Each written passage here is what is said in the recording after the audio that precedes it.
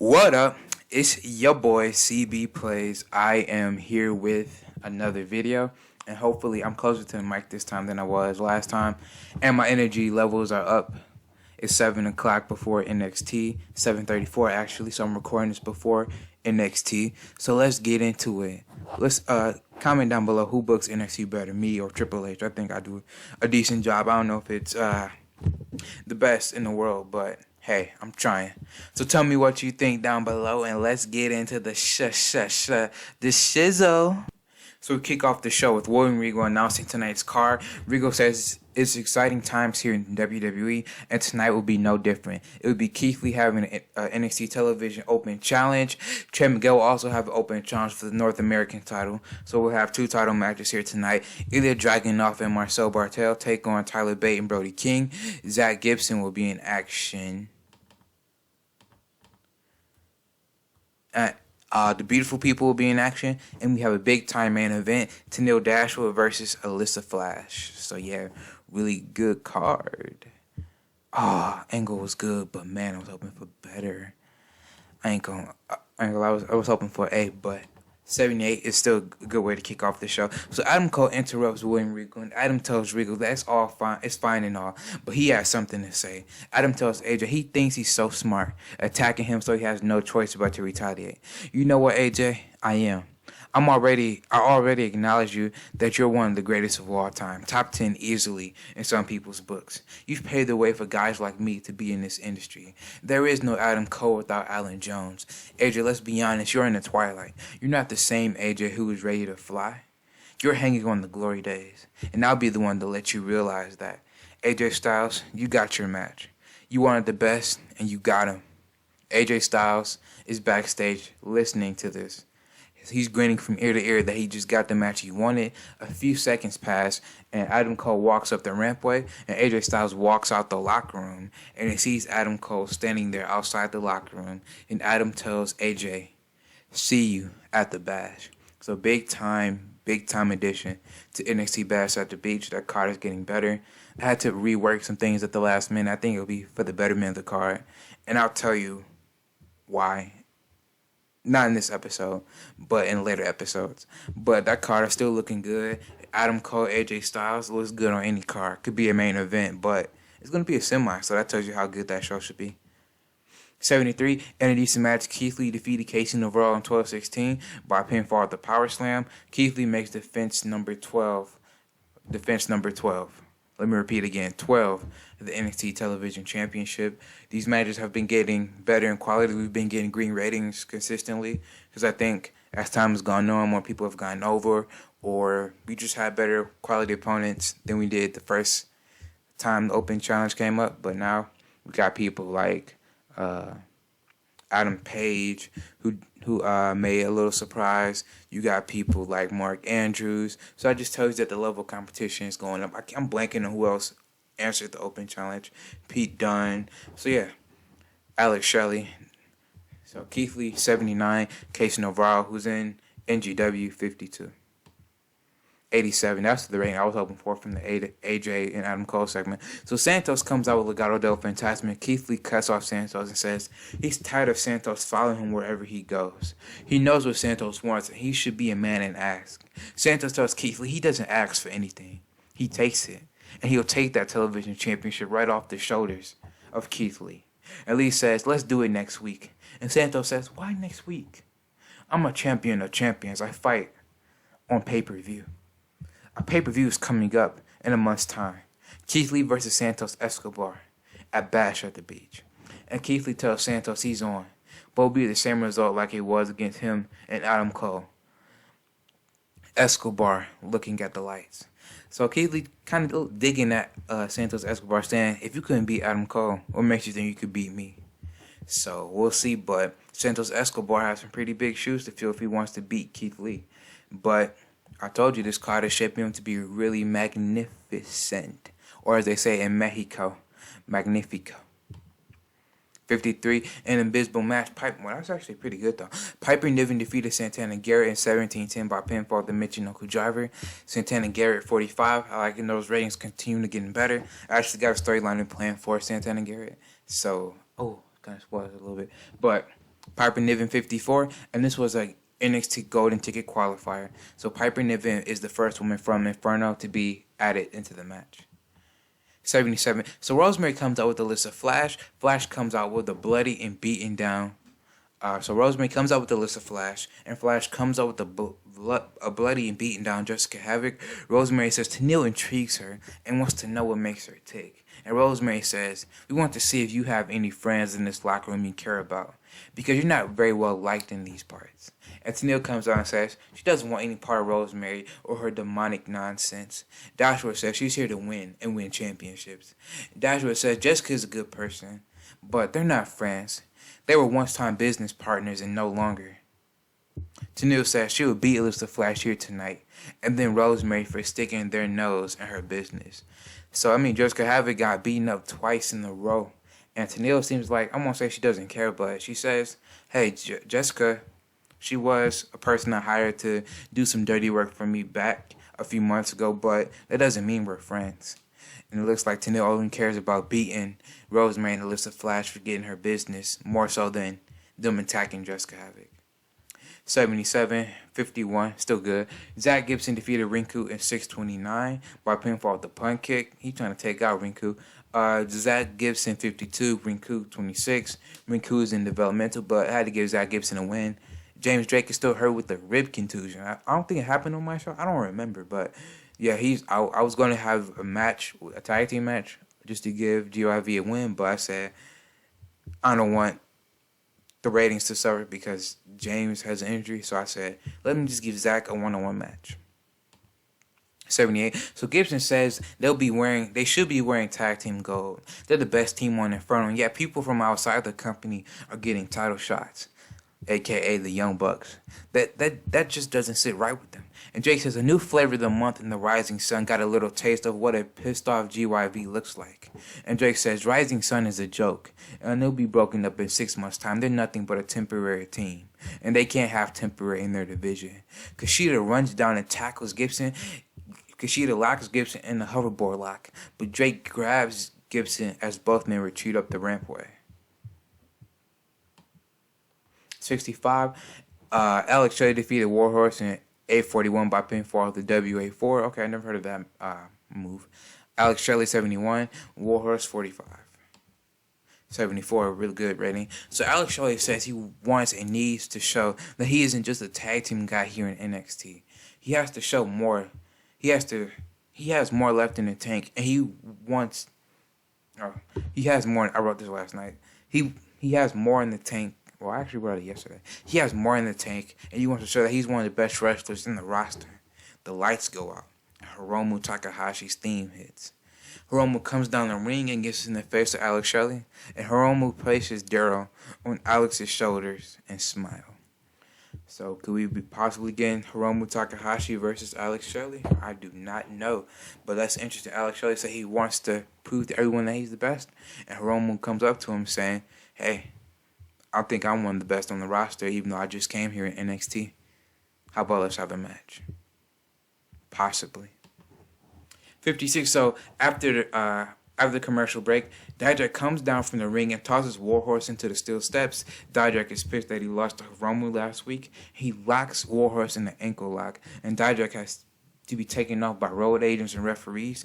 Chris gets off and smiles up the rampway with Ken Shamrock. So, yeah, I got some plans for Chris Dijak. I think it's going to be really good. So, yeah, I've told you that his pairing with Ken Shamrock is warming up to me. And, no spoilers, but a possible new addition could be coming into their little, I won't even call it a group, but their little pairing.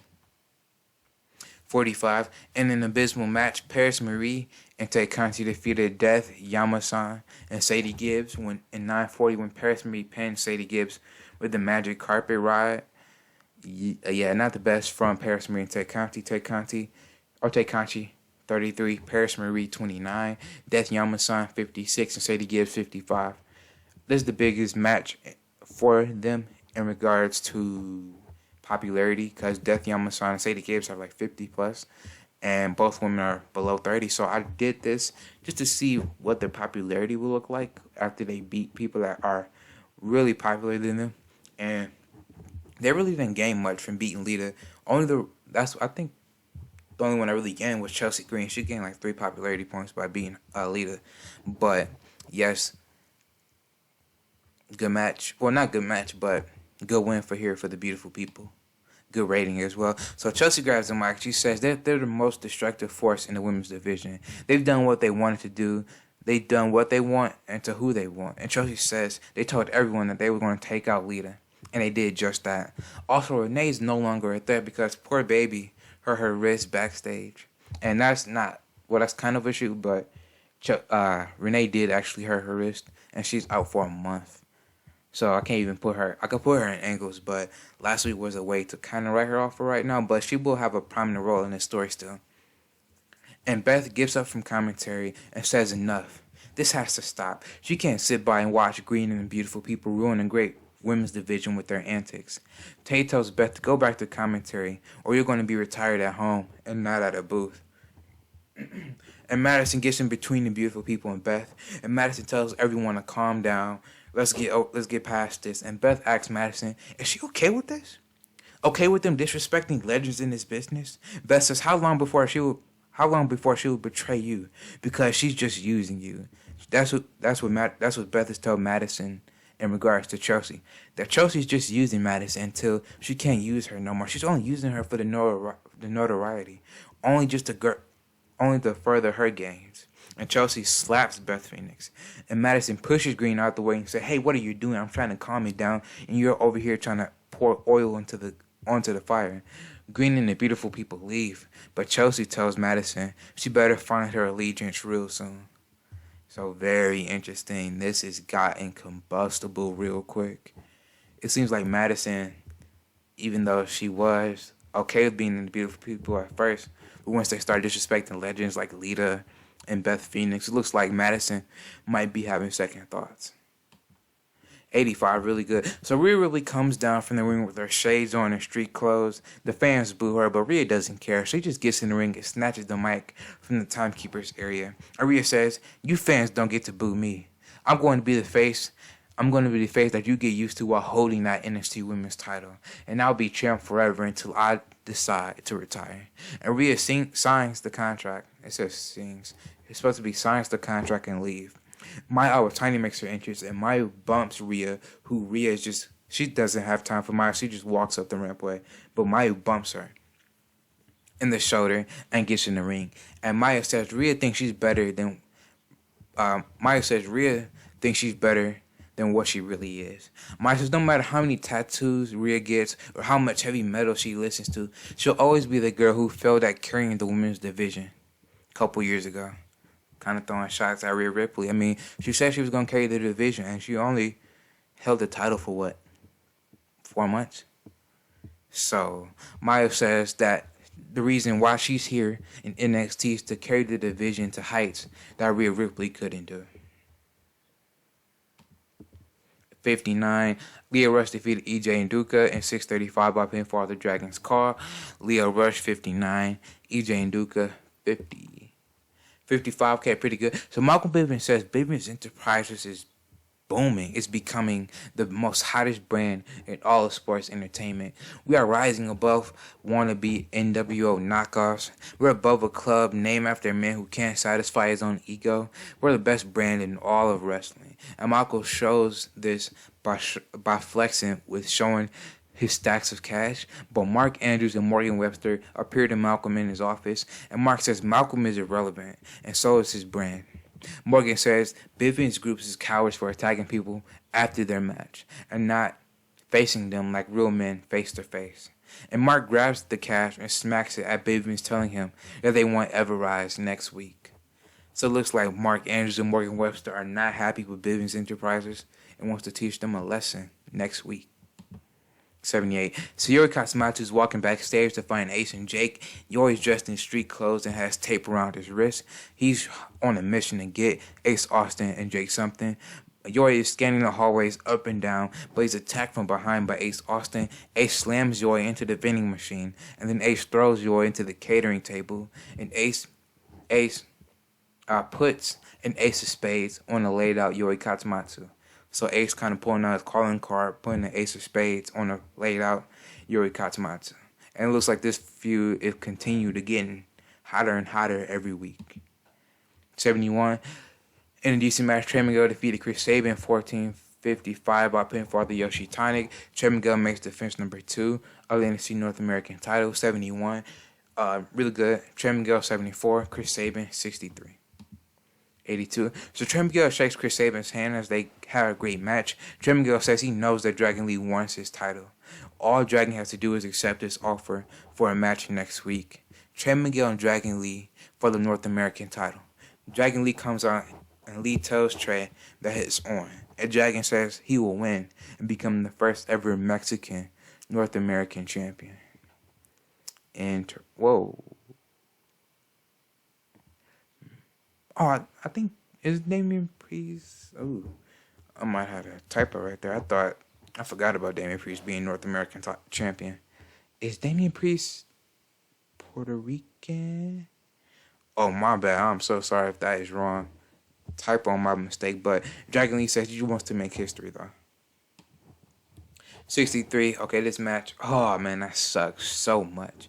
Ilya Dragunov and Marcel Bartel defeated Tyler Bate and Brody King in 15:42 when Ilya Dragunov pinned Tyler Bate with the Grobe As Moscow. Ilya Dragunov 55, Marcel Bartel 49, Tyler Bate 71, Brody King Tyler Bate 77 and Brody King 71. 63, not bad, but it would have been probably a green, but Ilya and Marcel have no chemistry as partners, and that sucks because they're in the stable. And I'm pretty sure they're the best combination because they're the best workers in the group. But that sucks, so I'm going to have to go with like Ilya, Killian, Ilya, Marcel. Ilya, Marcel, but Killian, Marcel, Dane, Marcel, Ilya, Dane, and Alexander. Yeah. But 63 not bad, but what's better is this rating afterwards and what happens. So Ilya Dragunov picks up the win by pinning Tyler Bate. Zebra walk up the rampway as all four men celebrate having a big win for the group. But Brody King out of nowhere snaps. He grabs Tyler Bate and power bombs him. Brody tells Tyler, "You're in the way of my destiny."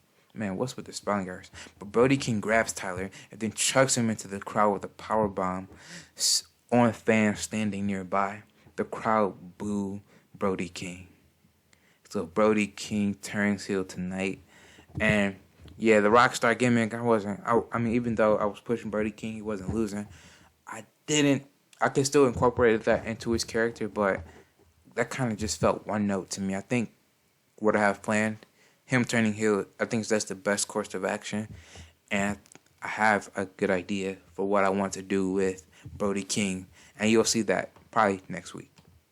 79. So Pete Dunne straps on some gloves and walks into a UFC octagon.